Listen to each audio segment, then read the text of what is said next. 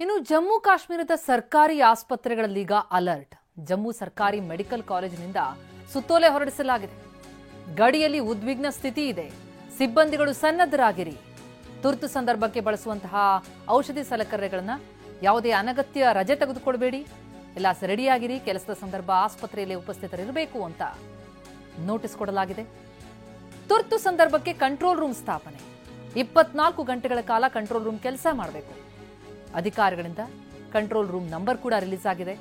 Medical college ವೈದ್ಯಕೀಯ ಅಧೀಕ್ಷಕರಿಂದ ಸುತ್ತೋಲೆ ಹೊರಡಿಸಲಾಗಿದೆ. ಜಮ್ಮು ಆಸ್ಪತ್ರೆಗಳಲ್ಲಿ ಈ ಅಲರ್ಟ್ ಘೋಷಣೆ, ಕಂಟ್ರೋಲ್ ರೂಮ್ ನಂಬರ್ ಕೂಡ ರಿಲೀಸ್ ಆಗಿದೆ. ಮೆಡಿಕಲ್ ಕಾಲೇಜಿನ ವೈದ್ಯಕೀಯ ಅಧೀಕ್ಷಕರಿಂದ ಸುತ್ತೋಲೆ ಹೊರಡಿಸಲಾಗಿದೆ. ಗಡಿಯಲ್ಲಿ ಉದ್ವಿಗ್ನ ಪರಿಸ್ಥಿತಿ ನಿರ್ಮಾಣ ಆಗಿರುವಂತಹ ಹಿನ್ನೆಲೆ ಎಲ್ಲ ತಕ್ಕನಾದ ವ್ಯವಸ್ಥೆಯನ್ನು ಮಾಡಿಕೊಡುವಂತೆ ಸೂಚನೆಯನ್ನ ಕೊಡಲಾಗಿದೆ. ಅನಗತ್ಯ ರಜೆ ಹಾಕಬೇಡಿ ಎನ್ನುವಂತಹ ಸೂಚನೆಯನ್ನು ಕೂಡ ನೀಡಲಾಗಿದೆ.